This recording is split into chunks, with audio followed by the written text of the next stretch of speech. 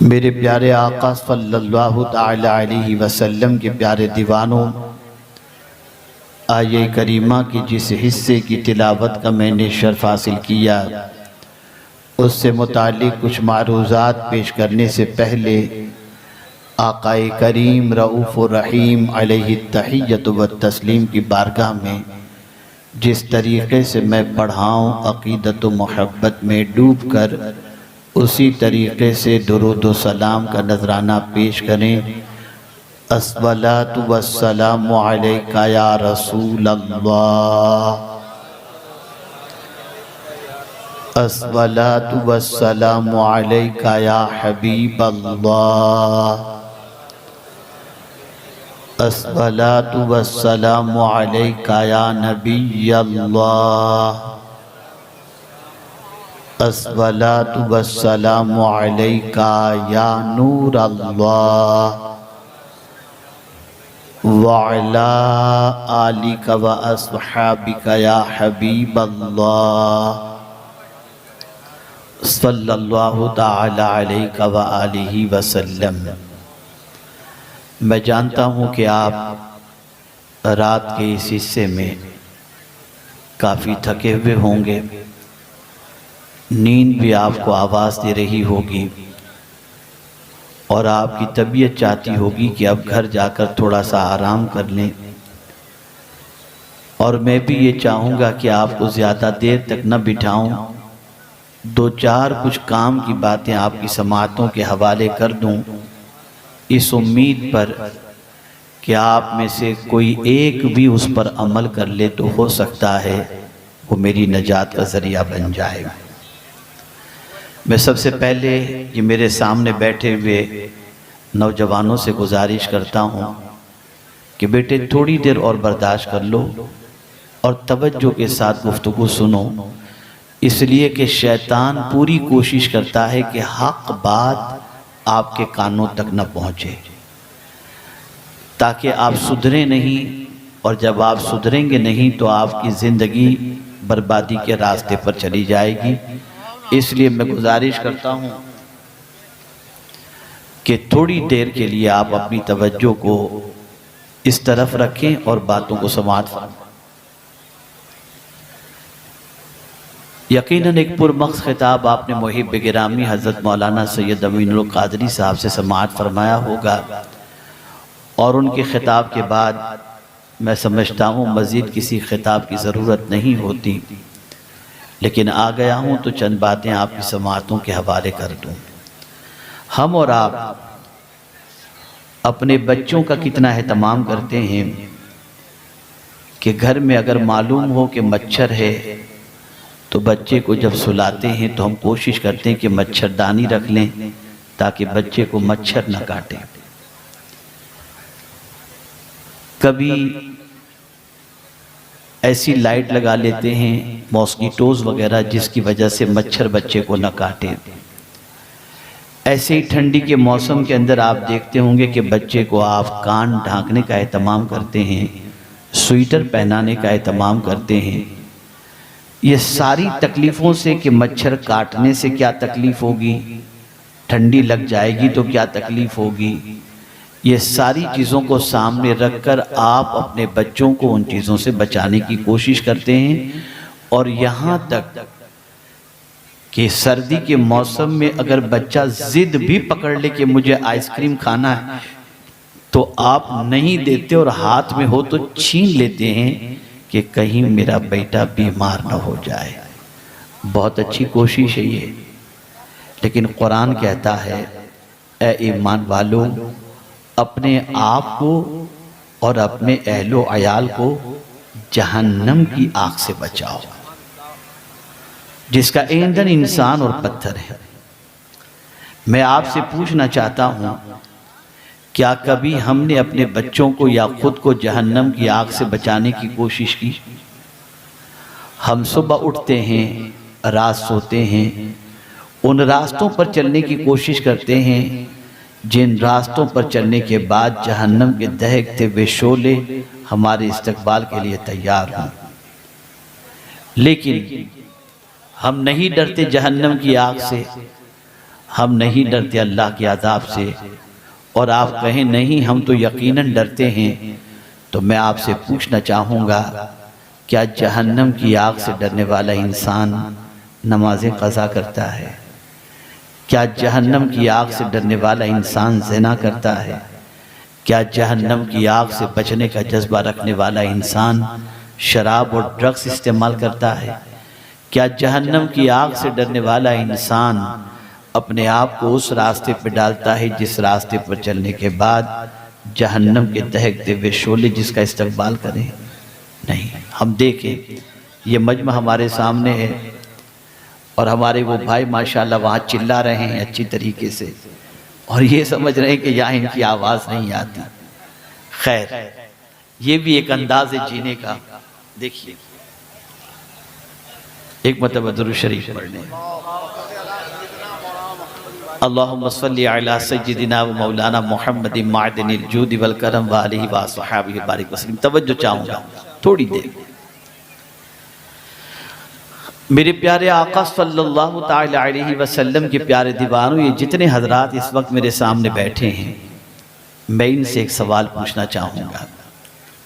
کبھی آپ کے ذہن میں یہ بات آئی کہ میرا اٹھنے والا کوئی قدم ایسا تو نہیں ہے جو غلط راستے کا ہو؟ نہیں۔ ہم نماز میں دعا کرتے ہیں اہدنا الصراط المستقیم صراط الذین انعمت علیہم غیر المغضوب علیہم ولا الضالین آمین۔ اے اللہ ہم کو سیدھے راستے پر چلا، ان کے راستے پر چلا جن پر تیرا انعام نازل ہوا، ان کے راستے پر نہ چلا جن پر تیرا غضب نازل ہوا جو گمراہ ہوئے۔ لیکن آج حالات یہ ہیں کہ دنیا بھر کا مسلمان اللہ والوں کے راستے پر نہیں چل رہا، نبی کے راستے پر نہیں چل رہا، قرآن کے بتائے ہوئے راستے پر نہیں چل رہا۔ میکزیمم مسلمان اگر چل رہے ہیں تو ان راستوں پر چل رہے ہیں جن راستوں پر چلنے کے بعد سوائے بے چینی، سوائے بے قراری، سوائے مصیبت اور سوائے تکلیف کے اور کوئی چیز نہیں آ سکتی۔ اور افسوس کی بات تو یہ ہے کہ گناہ کرنے کے بعد، اس راستے پر چلنے کے بعد شرم بھی نہیں آتی، احساس بھی نہیں ہوتا، اور طبیعت کے اندر بے چینی اور بے قراری بھی محسوس نہیں کرتا۔ مسلمانوں ذرا سوچو، اللہ کے رسول صلی اللہ علیہ وسلم کے صحابہ کو اللہ کا کتنا ڈر تھا، اس راستے پر چلنے سے کتنا ڈرتے تھے۔ مرد تو اپنی جگہ پر، لیکن خواتین کی زندگی کا بھی آپ جائزہ لے سکتے ہیں۔ اللہ اکبر، ایک خاتون جس کو مرگی کی بیماری تھی، اللہ اکبر، اسے مرگی کے دورے پڑتے تھے، بارگاہ رسول صلی اللہ علیہ وسلم میں وہ عورت حاضر ہوتی ہے اور عرض کرتی ہے یا رسول اللہ صلی اللہ تعالی علیہ وسلم میرے لیے دعا فرما دیں۔ تو آقا کریم صلی اللہ علیہ وسلم نے فرمایا تم صبر کرو تو تمہارے لیے بہتر ہے۔ وہ کہتی ہے حضور میں صبر ضرور کروں گی، لیکن ایک دعا تو ضرور کر دیں کہ جب مرگی کا دورہ پڑتا ہے نا تو سرکار مجھے ہوش نہیں رہتا، میرا پردہ میں جو ہے بے پردہ ہو جانے کا ڈر میرے اندر رہتا ہے، اس لیے کہ دورے میں پتہ نہیں چلتا ہے۔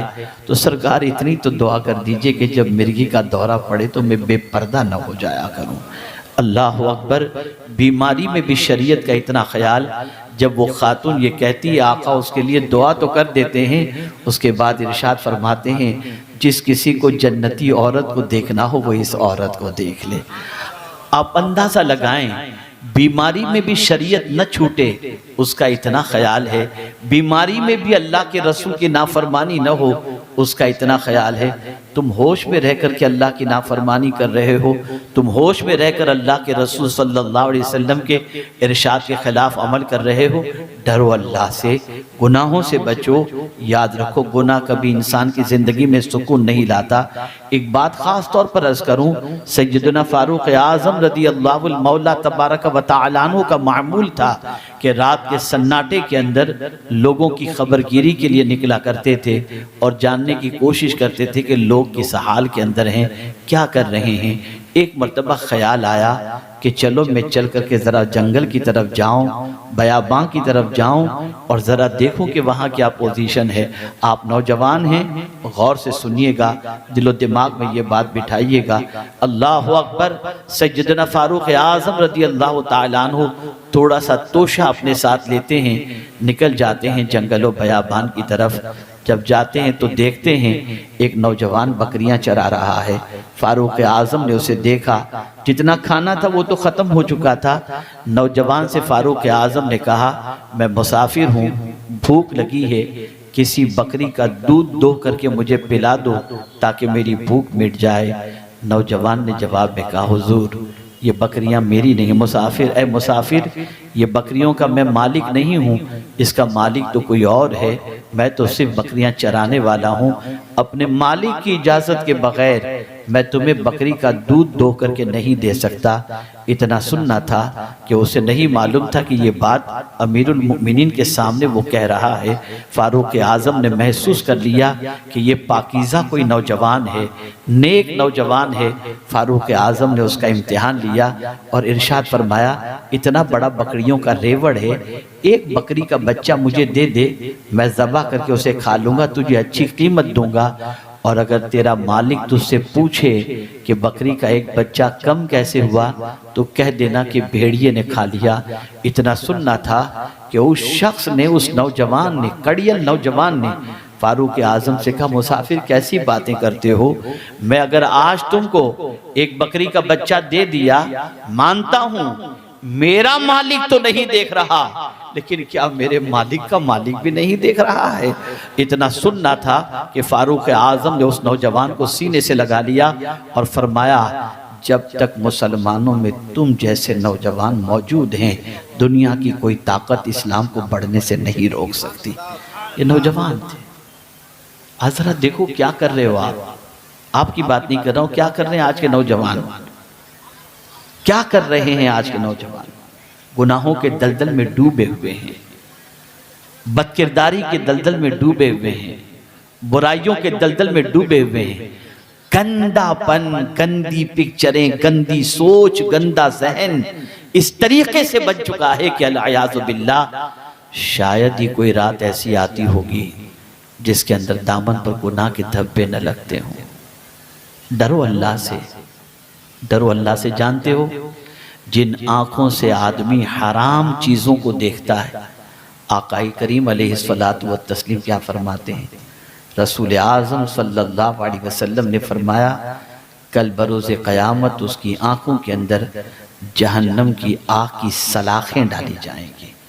اور جہنم کی آگ کا عالم کیا ہے؟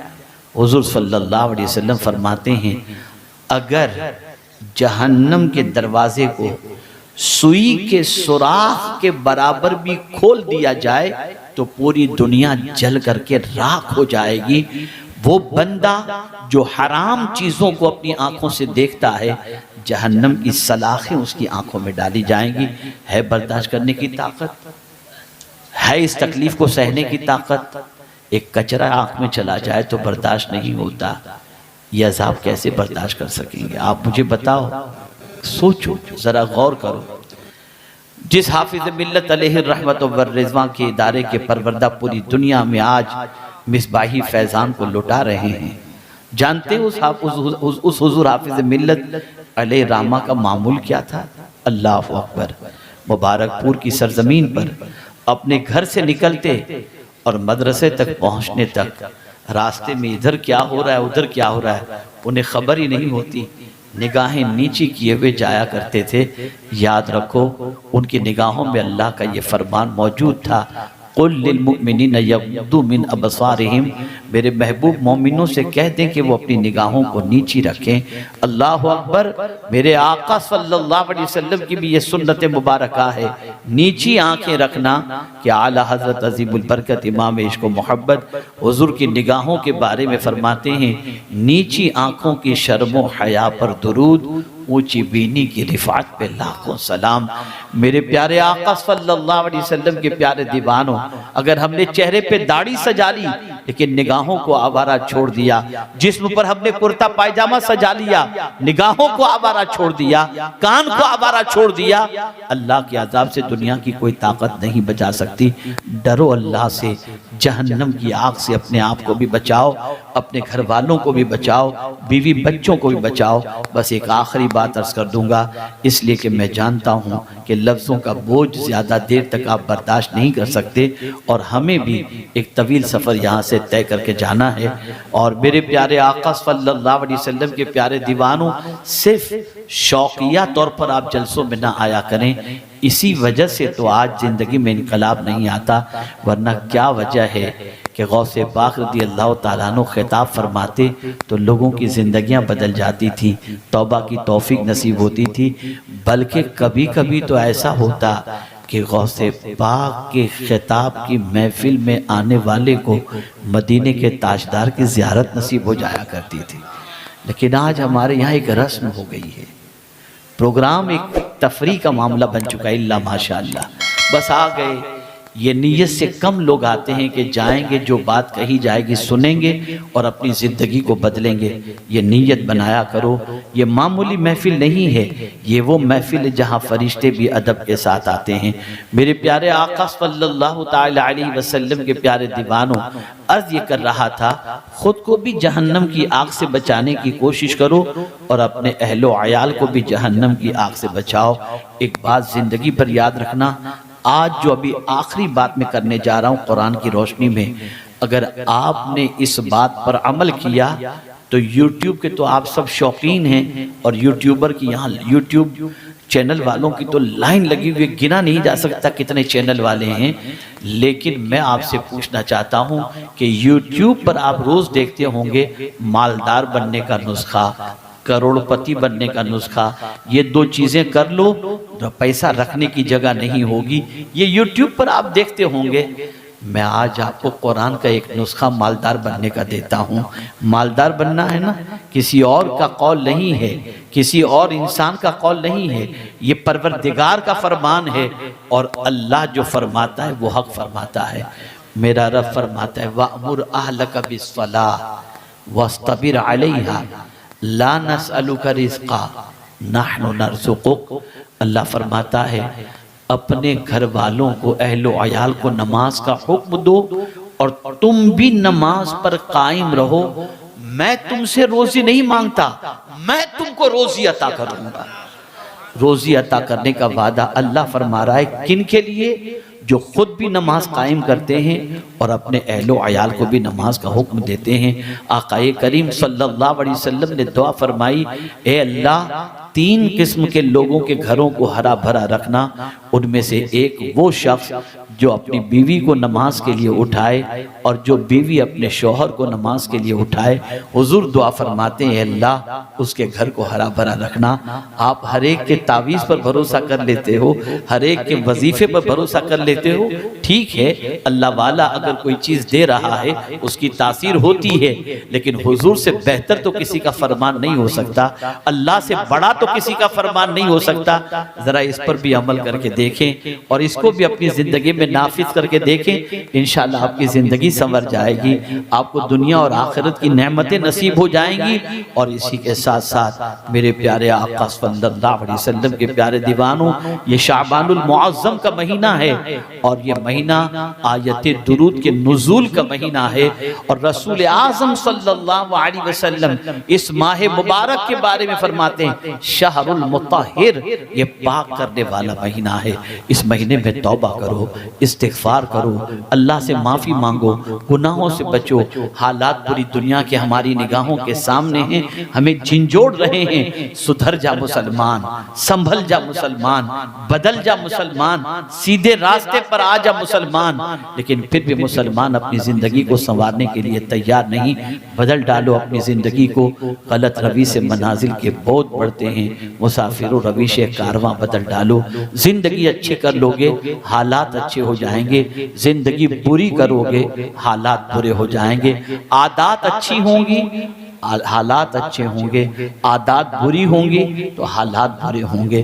میرے پیارے آقا صلی اللہ علیہ وسلم کے پیارے دیوانوں، یہ اصلاح معاشرہ کے نام سے محفل ہے۔ آپ کو اپنے معاشرے کی بھی اصلاح کرنی ہے اور اپنی ذات کی بھی اصلاح کرنی ہے۔ اگر آپ آئے، رات بھر آپ بیٹھے، ابھی تک یہاں پر بیٹھے، محب گرامی حضرت مولانا سید امین القادری صاحب کا درد بھرا ولولہ انگیز بھی خطاب آپ نے سماعت فرمایا، اور اسی کے ساتھ ساتھ حضور محقق کے مسائل جدیدہ سے بہت سارے مسائل بھی آپ نے سنے، نعتیں بھی سنی، باتیں بھی مدینے والے کی سنی، لیکن اگر جانے کے بعد آپ کی زندگی میں کوئی فرق نہیں پیدا ہوا، کہ آپ کے اندر نماز کی تڑپ پیدا نہیں ہوئی، گناہ سے بچنے کا جذبہ پیدا نہیں ہوا، تو مجھے بتاؤ اتنا لمبا سفر طے کر کے اس محفل میں آنے کا مقصد کیا تھا؟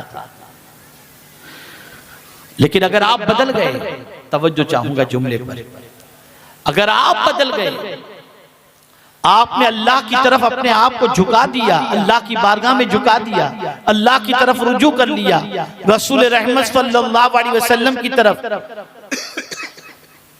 رخ کر لیا، مدینے کی طرف، تو جانتے ہیں کیا ہوگا؟ شیطان جو ہے نا جل کر کے راکھ ہو جائے گا، اور مدینے کے تاجدار خوشی سے ان کے چہرے پر مسکراہٹ آ جائے گی۔ اب آپ پر ہے شیطان کو راضی کرنا ہے یا حضور کو راضی کرنا ہے۔ اگر حضور کو راضی کرنا ہے تو گناہوں سے رشتے کو توڑو، توبہ کرو، معافی مانگو اللہ کی بارگاہ میں، اپنی زندگی کو سنوارو، اپنی آخرت کو سنوارنے کی کوشش کرو۔ اور یہ جملہ یاد رکھنا، پہلی ذمہ داری یہ ہے ہم خود کو جہنم کی آگ سے بچائیں اور اپنے اہل و عیال کو جہنم کی آگ سے بچائیں، جس کا ایندھن انسان اور پتھر ہے۔ کامیاب وہ انسان ہے جو جہنم سے بچا لیا گیا اور جنت میں داخل کر دیا گیا۔ فَمَنْ زُحْزِحَ عَنِ النَّارِ وَأُدْخِلَ الْجَنَّةَ فَقَدْ فَازَ، جو جہنم سے بچا لیا گیا اور جنت میں داخل کر دیا گیا، بے شک وہ کامیاب ہے۔ ہم موت پر یقین رکھتے ہیں، ہم میں کا کوئی انسان نہیں جانتا کل جو سورج طلوع ہوگا وہ ہم دیکھ پائیں گے یا نہیں دیکھ پائیں گے۔ آج ہم سے اللہ حساب نہیں لے رہا، لیکن ہمارا حساب اللہ قیامت میں لے گا۔ اللہ حساب لے اس سے پہلے ہم خود اپنا حساب لے لیں، اور اس دنیا کے اندر نیکی کے لیے اللہ نے بھیجا ہے تو نیک کام کر کے اللہ کو راضی کرنے کی کوشش کریں اور رسول رحمت صلی اللہ علیہ وسلم کو خوش کرنے کی کوشش کریں۔ یہ ہمارے منتظمین، یہ کمیٹی والے حضرات اتنی بڑی محفل کیوں سجائے؟ آپ کو کیوں مدعو کیا؟ آپ کے لیے کیوں اہتمام کیا؟ ہم لوگوں کو کیوں بلایا؟ آپ کے بھلے کی خاطر کہ کچھ اللہ رسول کی باتیں آپ کے دل و دماغ میں پہنچ جائیں، جس کی وجہ سے آپ کی زندگی بدل جائے، آپ کی عادتیں بدل جائیں۔ تو میرے پیارے آقا صلی اللہ علیہ وسلم کے پیارے دیوانوں، اپنے آپ کو چینج کرو، اپنے آپ کو بدلو، اور مچھر سے تو بچنے کی کوشش کرتے ہو، جہنم سے بھی بچنے کی کوشش کرو اور اپنے بچوں کو بچانے کی کوشش کرو۔ مچھر کاٹ لے گا تو ہم اس کا علاج کرا سکتے ہیں، جہنم میں اگر اللہ نے ڈال دیا، اللہ نہ کرے، تو کون اس کا علاج کرے گا؟ کون بچائے گا؟ اللہ اکبر۔ میرے پیارے آقا صلی اللہ علیہ وسلم کے پیارے دیوانوں، اس لیے اگر قرآن کا مطالعہ کریں تو آپ کو پتا چلے گا انبیاء کی دعاؤں کے اندر جہنم سے بچنے کی دعا نظر آتی ہے۔ ربنا آتنا فی الدنیا حسنہ وفی الآخرۃ حسنہ وقنا عذاب النار۔ ہر رمضان کے اندر تراویح کی 4 رکعت کے بعد ہم اللہ کی بارگاہ میں دعا کرتے ہیں، سبحان الملک القدوس، سبحان ذی الملک والملکوت، سبحان ذی العزت والعظمت والہیبت والقدرت والکبریاء والجبروت، سبحان الملک الحی الذی لا ینام ولا یموت، سبوح قدوس ربنا ورب الملائکۃ والروح۔ اور اس کے بعد ہم پڑھتے ہیں اللہم اجرنا من النار، اللہم اجرنا من النار، اللہم اجرنا من النار، یا مجیر یا مجیر یا مجیر۔ ہم یہ پڑھتے ہیں۔ اللہ اکبر۔ اعلیٰ حضرت عظیم البرکت امام عشق و محبت نے فرمایا، جو شخص اللہم اجرنا من النار کہتا ہے تو جہنم کے دہکتے ہوئے شعلے اللہ کی بارگاہ میں کہتے ہیں، اے اللہ مجھے اس سے بچا لے۔ اللہ اکبر۔ بچنے کی دعا بندہ کر رہا ہے اور اس بندے سے جہنم اپنے آپ کو بچنے کی دعا کر رہا ہے۔ پتہ یہ چلا کہ میرے پیارے آقا صلی اللہ علیہ وسلم کے پیارے دیوانوں، اللہ کی بارگاہ کے اندر جہنم سے بچنے کی دعا کرو، جہنم سے پناہ مانگو۔ اللہ اکبر، اس کے شعلے بڑے خطرناک ہیں، اس کا عذاب بڑا سخت ترین ہے، دنیا کا کوئی انسان جہنم کے عذاب کو برداشت کرنے کی طاقت نہیں رکھتا۔ ہم پیٹ کی آگ تو بجھانے کی کوشش کرتے ہیں۔ مجھے ایک واقعہ یاد آ گیا اتفاقاً، ایک بچی جو غربت کی چکی میں پیسی جا رہی تھی، اللہ اکبر، غریبی کی حال یہ تھا، کھانے کے لیے گھر کے اندر کبھی ایک وقت کا ہوتا کبھی نہیں ہوتا۔ ایک دن شوہر گھر سے نکلتا ہے، رات کو لوٹتا ہے تو اپنی بیوی کو کچھ پیش نہیں کر پاتا، کہتا ہے آج مجھے مزدوری نہیں ملی، میں خالی ہاتھ لوٹا ہوں۔ بیوی نے کہا کوئی بات نہیں، ہم صبر کر لیں گے، پانی پی کر سو جائیں گے، بچوں کو پانی پلا کر سلا دیں گے۔ دوسرے روز صبح واپس وہ بندہ، نیک بندہ، کاروبار مزدوری کے لیے نکلتا ہے، شام کو لوٹتا ہے تو خالی ہاتھ لوٹتا ہے، اس کے پاس کوئی چیز نہیں ہوتی۔ بیوی نے کہا کیا ہوا؟ کہا آج بھی مجھے مزدوری نہیں ملی، کوئی کام نہیں ملا کہ مزدوری کروں مجھے مزدوری مل جائے، نہیں کچھ کام ملا۔ تیسرے دن جب وہ جانے لگتا ہے، قربان اس خاتون کی عظمت پر، وہ خاتون کے دل میں وسوسہ پیدا ہوتا ہے کہ کہیں میری محبت کی بنیاد پر میرا شوہر ایسا نہ ہو کہ بچے کی اور میری بھوک کو مٹانے کے لیے کوئی حرام کام کی طرف قدم بڑھا لے۔ اس نے برجستہ نکلنے والے شوہر سے کہا میرے شوہر سن لو، ہم پیٹ کی آگ کو تو اپنے بجھا سکتے ہیں، جہنم کی آگ کو نہیں بجھا سکتے، آپ جاؤ ضرور، روزی مل جائے تو سبحان اللہ، نہ ملے تو حرام مت کمانا، اس لیے کہ جس پیٹ کے اندر حرام لقمہ چلا جاتا ہے اس کا حقدار سب سے زیادہ جہنم کی آگ ہوتی ہے۔ شوہر نے سنا، آنکھوں سے آنسو نکل گئے، اور اللہ اکبر، جب وہ گیا تو بیوی کی استقامت اور دعا کی بنیاد پر اللہ نے اتنی روزی عطا فرمائی کہ ماضی کی ساری تکلیفیں دور ہوتی دکھائی دینے لگیں۔ یہاں یہ بات ذہن میں رکھو، جہنم کی آگ بہت خطرناک ہے، کوئی اس کو برداشت کرنے کی طاقت نہیں رکھتا، اس لیے اللہ نے فرمایا اپنے آپ کو بھی جہنم کی آگ سے بچاؤ اور اپنے گھر والوں کو بھی جہنم کی آگ سے بچاؤ۔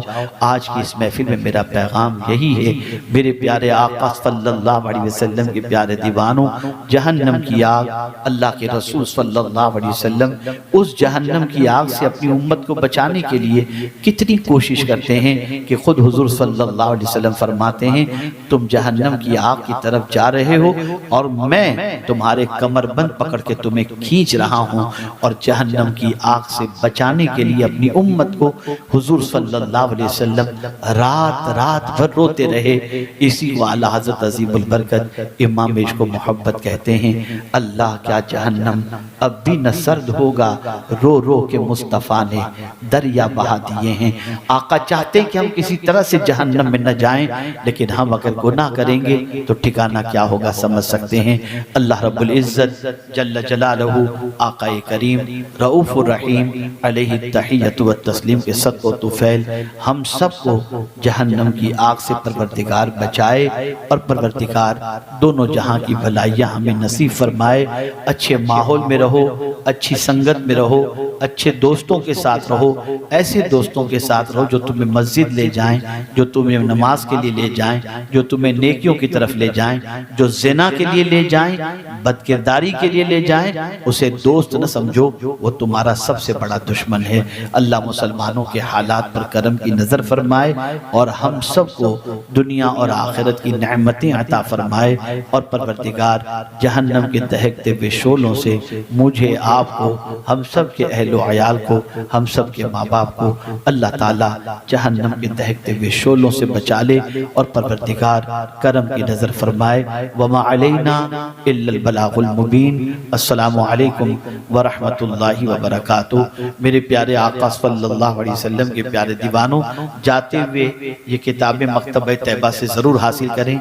رزق میں برکت اور تنگی کے اسباب، عربی زبان و ادب میں مہارت حاصل کرنے کے لیے آسان کتاب المدرس اور عقائد و معمولات اہل سنت مکتب لگا ہوا ہے، جاتے ہوئے لے کر کے جائیں۔